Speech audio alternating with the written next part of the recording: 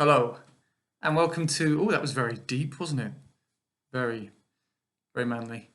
Hi, that's better. And welcome to another midweek reflection.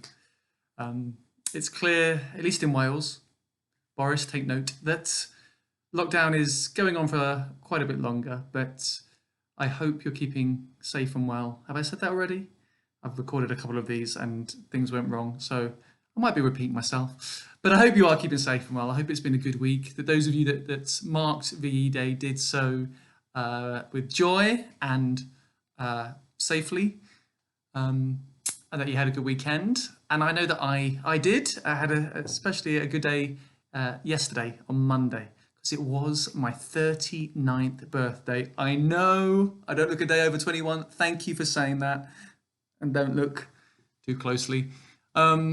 Yes, it was my birthday and I was absolutely spoiled. So thank you, a huge thanks to all of you who sent in cards or messages or phoned or presents or texts or WhatsApps or gifts. Have I said that? Yeah. Or food, trifles, cakes, a 5-course dinner, crafty, hangy, beautiful things. So many great stuff. I'm hugely grateful.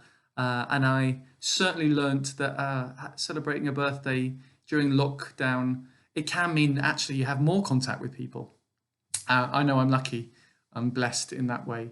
But that is something I learnt this week, which is the segue, of course, to last week's question. What have you learnt? What have you come to realise? What lessons have you picked up on during lockdown? The great, wise, huge, profound ones, and just the smaller ones, things you're learning. And we had a great mixture in the feedback of each. We had some talking about how they've learnt how to use technology. They've actually picked up a laptop or an iPad and are using it to keep in contact with people, whereas other people said they're learning the true value of technology. The fact that they can have a dinner with the family or a proper chat with the family and pick up on body language and tone and have much more of a real meeting. Others of you spoke about things you've learned about yourself, your resilience, or that you enjoy your own company. I know I do. Others of you spoke about how you've had the importance of love and friendship confirmed in this time, or that you've learned that other people are kind. You've been reminded about how important those little things that we can do for one another, for our neighbours, can be. Even when you're on your walk, some of you said it, the smile, the chat, that human contact. You've learnt how important that is. And then others of you just shared things that other skills that you picked up on, including one of our members who is practicing hard drawing cartoon figures that she illustrates her letters to her granddaughter. Letters! The joy of a letter. Some of you said that you've relearnt how important that is, how special it is to get a letter. Even for those of us who are putting it aside for 3 days or wiping it down, or all those things that my sister lectures me often that I should be doing. So those are the things that we learnt, and there'll be many more, I'm sure, as time goes on. And certainly at the St. David's Uniting Elders meeting next week, the Zoom meeting, you have been reminded, elders, I'm going to encourage us to think about what the lessons that we've learned in this period. How do we put them into practice? How might we put them into practice after this period? How do we put into place the things that we've learned into our lives, into our churches, into the ways that we embody our faith, into how we shop and play and work and vote. So I'm going to encourage us all to think about those. In the meantime, it is also Christian Aid Week now. I know a lot of you read or watched Rowan's sermon on Sunday, which I thought was amazing, absolutely amazing. Rowan can either be like up here, kind of on this intellectual level that I certainly can't access and just has some mind-blowing things that go over there, or he can hit you there, kind of hit you there. I've got a heart somewhere. And I thought this week's one was just amazing, just dripping with wisdom, and a thirst for justice to be seen across the globe. And some of you are taking part in the daily Christian Aid services. All the information for that was in the newsletter and on the Christian Aid website. And I know others of you have been looking forward to this, our Christian Aid COVID Coping Cookbook. The members and friends of Castle Square and St David's Uniting Church coming up with their favourite recipes. And it's better that way, isn't it? And good grief, have you done a blind? Oh, that's a very good one there.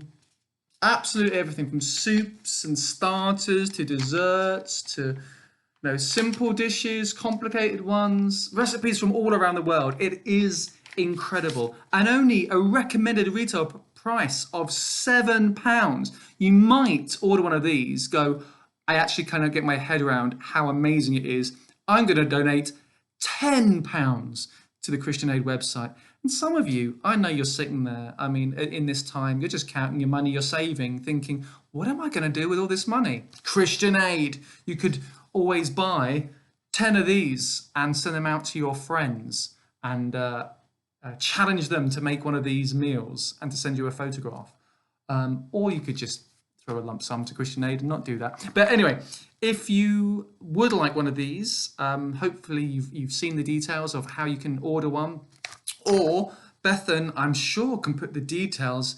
Another job for Bethan. She doesn't have enough to do. Thank you, Bethan. All the details here. Alternatively, she's just writing something rude about me, which is probably fair. But a huge thanks to Bethan and Michael, well, Bethan and Yanto for producing it and putting it together and coming up with the images, and to Marcia for her part, and in addition to everything else that Marcia is doing at the moment, for her part in creating this, and for Michael for proofreading. So any mistakes, you can always put his address here, Bethan. But it's just amazing. So please do order those as we raise money for Christian Aid. I spoke to Bethan just before this recording, and she said we've already raised over £400, which is just incredible. So thank you to everyone who's been involved, and please keep it up. And so yes, that's what we're doing for Christian Aid this year. There'll be other events, of course, later in the year, hopefully when we can gather in person, in body. But we are reminded during Christian Aid Week that they're not just a charity that raises money and establishes projects to provide those most in need with shelter and food and education and healthcare, but it is an organisation that campaigns for justice, that actively advocates for those who suffer because of the obscenity of inequality. And so we're going to have this week's reflection is going to remind us of that, of the importance of campaigning, of making sure our voice is heard, making sure that God's kingdom of justice and peace might be witnessed. So to share with us that, to encourage us to think about that with the reflection, the question, the discussion starter, I hand over to Sue Walkling.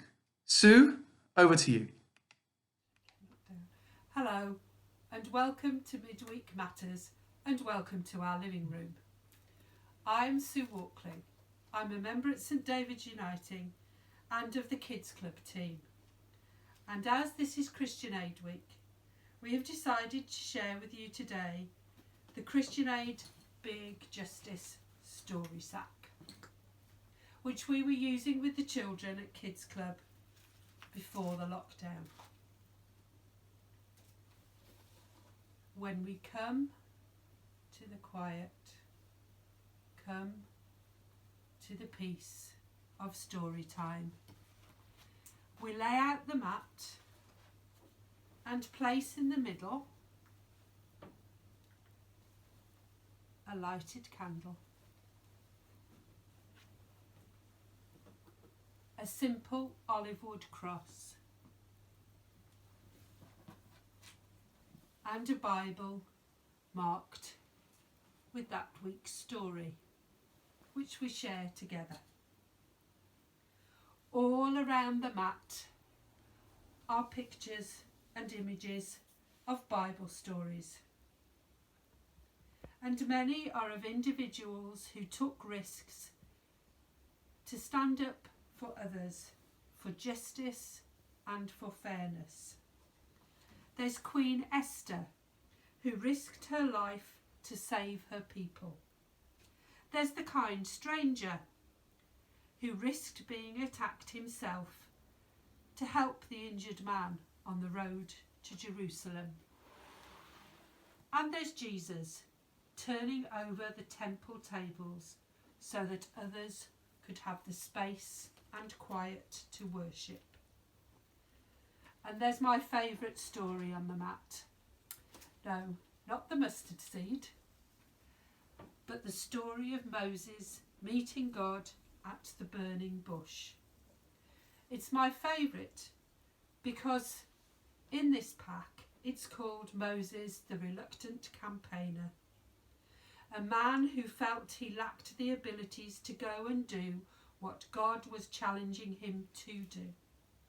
But with God's encouragement and strength and his brother Aaron's support, he went on to challenge Pharaoh to set his people free. Each week at Kids Club, we ask a wondering question. So perhaps in this Christian Aid Week reflection, we could think of someone who has inspired us by their actions to create a fairer, more just world. It may be someone well known, like Martin Luther King, or Mother Teresa, or the Pankhursts, or Malala, Desmond Tutu, or an Aaron Bevan, or someone we have heard speaking at church, someone who works at the food bank, a neighbour, a friend, or a relative who has spoken out when they have seen someone being unfairly treated. On a Christian Aid visit to El Salvador, my husband Simon saw how important Oscar Romero was to the people there and how his quest for justice and equality continued long after he was killed. I wonder who you think has made a difference. Please let us know through the church chat, the church's website, or tell your elder or buddy when they phone. And perhaps next year, when we can all meet up to celebrate the work of Christian Aid, we can display their names or photos on a banner or a mat like this one. At the end of Kids Club, we share in the big Justice Story Sack prayer. So if you would like to make this prayer your own, please join in the Amen. Heavenly God, help us to live in the way you want us to. Thank you for your love and kindness, and for giving us the time to learn and think together. Teach us to be your hands and your feet in the world we live in.